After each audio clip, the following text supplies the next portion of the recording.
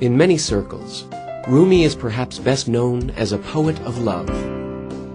Professor Zeki Saratoprak examined the issue.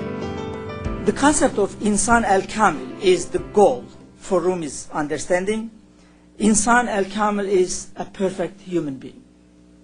To be a perfect human being. Actually, Rumi's teacher, Burhanuddin Tirmizi, says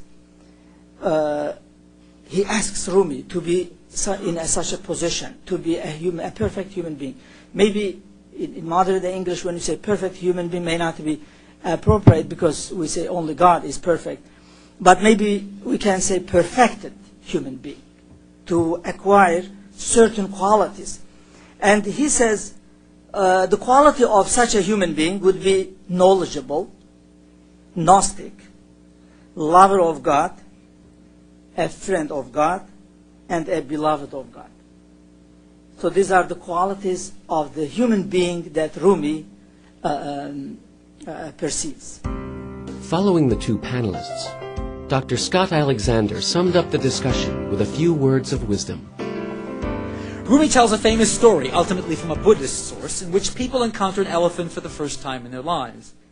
But it is in a pitch-black room, so they are forced to feel it with their hands. Everyone comes up with a different description of the beast, based upon whether he touches the trunk, the tusks, the legs, the tail, the sides, and they fall to disputation for lack of a candle to illuminate the truth. As Nazargah goftishon shod mukhtalaf, it was because of their vantage points that they disagreed. All of us approach Rumi's elephant from a particular limited vantage point. How might Rumi teach us to resolve these limitations? As we progress on our quest step by step toward the tryst with God, some are above us, some below us, but we cannot know where others are, and we must be humble. We need a guide. Maybe not just one, who in Rumi's case was the example of the Prophet Muhammad, but also there was Shams, then Salah ad-Din, then Hussam ad-Din, and of course all through his life, his own spiritual practices. Perhaps whatever civilization we identify with, his work may have something to tell us about how to avoid the kind of clash that takes us away from the path toward truth. Even if it does not fulfill that very lofty function, you may find that there are very beautiful stories and engaging, memorable poems from this 13th century Persian mystic Rumi. Try to understand them historically. Try to understand them traditionally. Try to understand them spiritually. Try to understand them poetically. Try to understand them seriously. The guests came from different backgrounds, all with different points of view, but their intention was the same. Coming together, a harmony of voices with hope for our age.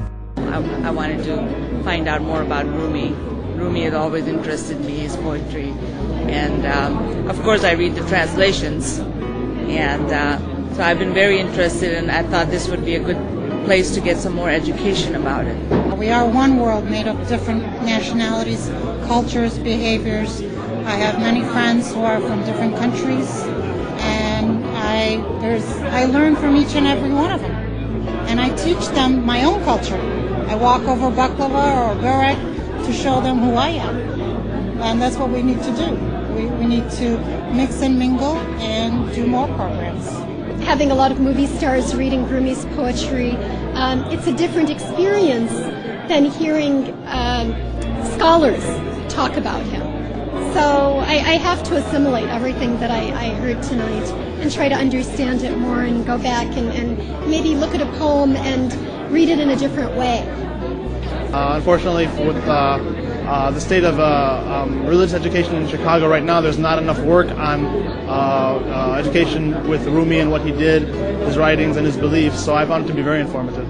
One of the professors point out the point of love and compared to Nursi, how Rumi think of love and how Nursi applied it for the contemporary. This is very important. How can you transfer the teaching to the practice? I think this kind of relationship, dialogue, person to person, learning each other's names, listening to each other's stories, getting to know people, I think this is extremely important. And Niagara has been very good at that. So I hope that they continue. It's more important now than ever that the religious traditions find at their core that which unites us and brings us together. That if we go deep enough into our traditions, we touch that which is universal. I believe that that's what I perceive in Rumi and in Rumi's poetry and in his teaching as well. That there is a spiritual universe that we all inhabit, a spiritual mansion that we share. And so the degree that we can learn from each other more about our common home, the better it is. I think the Rumis are a remarkably tolerant voice. There's no my way is the highway. I mean, my way or the highway in Rumi's writings. He's very inclusive. He's very nice. He's funny, and humor gets at everybody. So I think that he's important, really, for anything that could be used to defuse possible conflict between faiths. I wasn't really familiar with Rumi, so it was very educational for myself. So I really enjoyed every aspect of it. So I'm probably going to continue to learn more. The role that Niagara Foundation is playing is something that is almost unique, that you do not come across very often nowadays.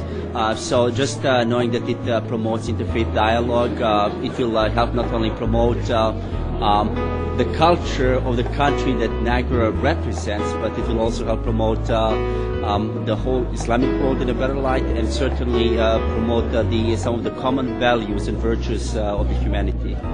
The title of this evening's event was Rumi, A Voice for Our Times. And one of the things I really derive from this event is a real sense that Rumi does speak to us and our concerns, but situated in his own context. So we really can't understand what Rumi means for our own age and for our own context unless we allow him to speak to us as he really was. And that means restoring, for instance, his Muslimness, which in so much of the translations and popularity that Rumi has gained over the past decade in the West has been lost. So I think it's really, this conference was an important step towards heightening people's awareness that Rumi was the tolerant, saintly, love-filled man of God that he was, not despite his Islam, as some people think, but because of his Islam. That's all for now. Please join us again next time. Until then, this is Mark Huntley signing off for Reflections. Take care.